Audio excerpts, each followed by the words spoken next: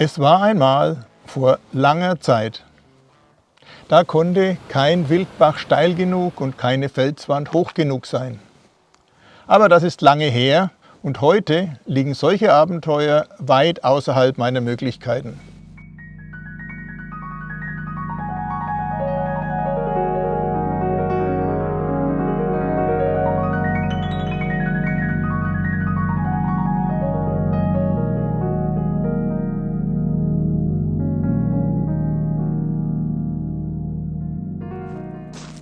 Eines Tages habe ich gemerkt, dass ich nicht nach Belieben immer wieder an alle schönen Orte zurückkommen kann.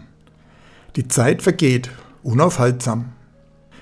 Die Anzahl der Orte, an denen ich, ohne darüber nachzudenken, schon jetzt zum letzten Mal gewesen bin, wird immer größer.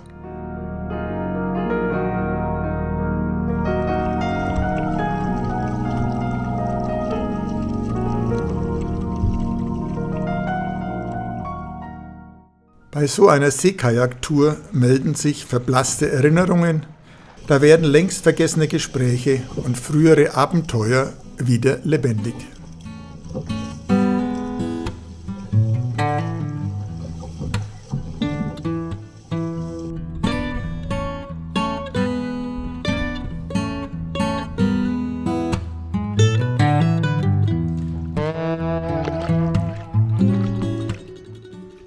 Dieser U-Boot-Hafen ist alt, aber alt bedeutet nicht immer nutzlos. Im Gegenteil. Hier tropft wertvolles Trinkwasser von der Wand und wird gesammelt. Denn einen Bach oder einen Fluss gibt es hier nicht.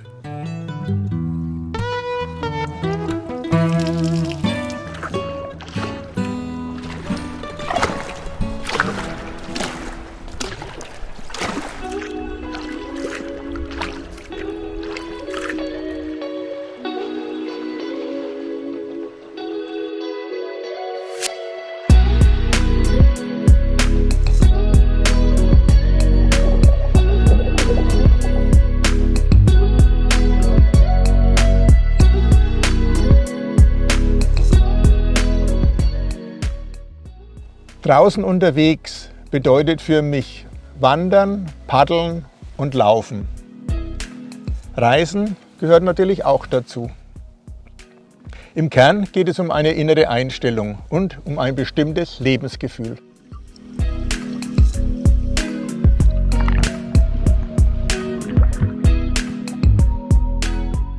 Mein Geburtsdatum liegt noch vor dem Stapellauf dieses Schiffs.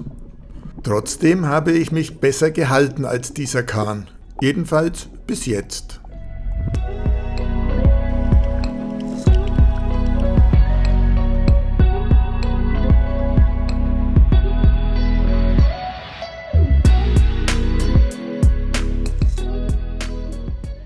Draußen gilt eine andere Zeitrechnung, nicht Stunde auf Stunde. Man lebt nach Sonne, Wind, Wellen und Wasserstand.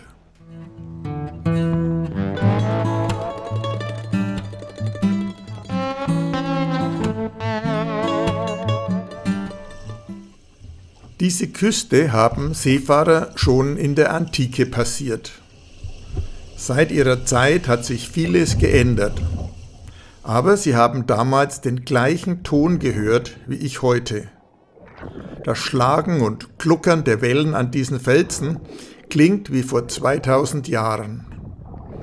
Es wird auch noch lange nach meiner Zeit so zu hören sein.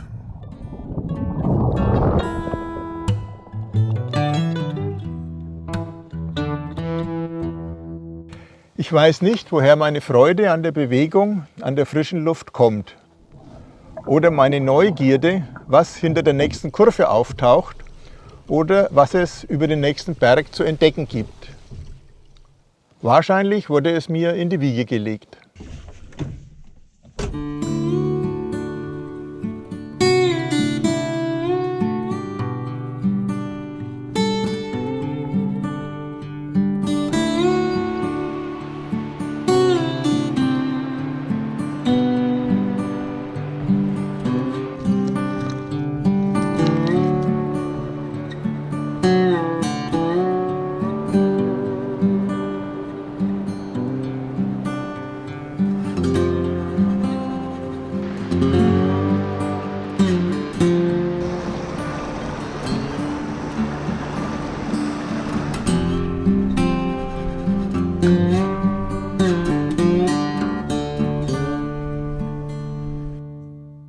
Auf diesen Touren ist keine weitere Person dabei.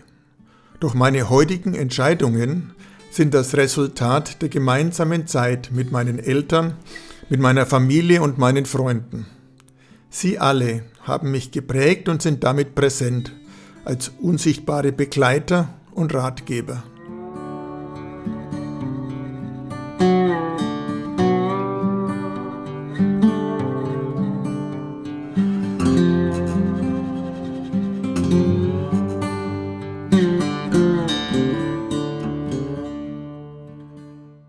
In historischen Bergbüchern und Erzählungen kommt oft das Wort Freiheit vor. Tatsächlich hat man ja hoch auf den Bergen nicht nur eine tolle Aussicht. Es ist keiner da, der einem vorschreibt, was man gerade tun soll. Es ist die Freiheit der eigenen Entscheidung, welchen Weg man nimmt und wann man besser umkehrt. Gleichzeitig übernimmt man damit auch die Verantwortung für die Konsequenzen.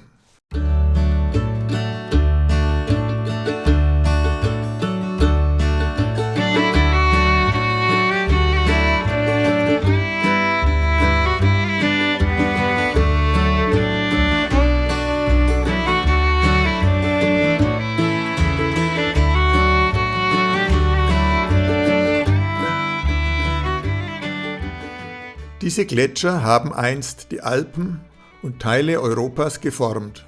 Dann haben sie sich ins Hochgebirge zurückgezogen. Heute kann man den Gletschern beim Sterben zusehen. Jedenfalls aus dem begrenzten Blickwinkel eines Menschenlebens.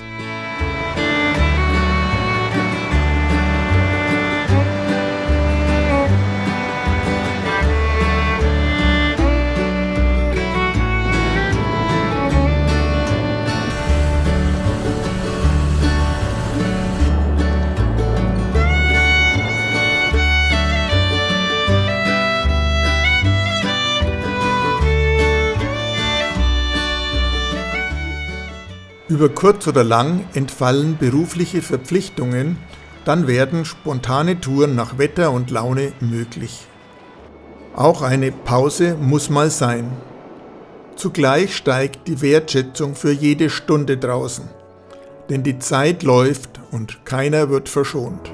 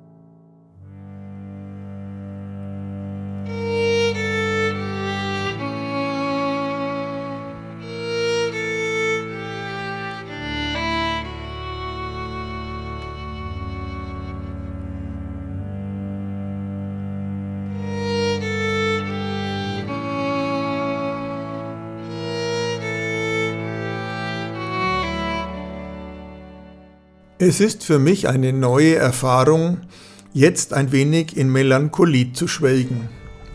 Die Voraussetzung dazu ist eine innere Ruhe, nachdem ich nichts und niemandem mehr etwas beweisen muss.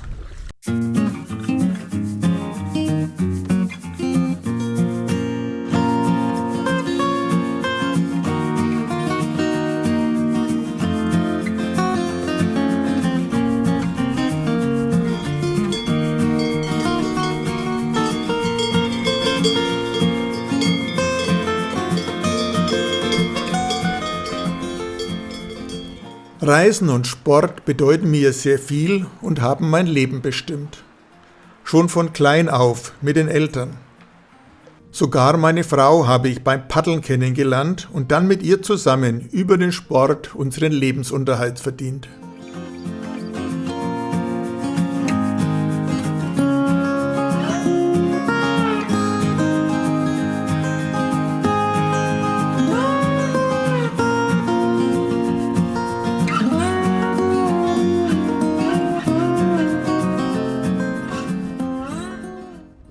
Mit dem Herbst kommen die Pläne für das nächste Jahr. Es ist immer so gewesen. Nach dem Winter locken die Temperaturen wieder aufs Wasser und in die Berge. Irgendwann bekommt der Herbst aber eine zusätzliche Bedeutung.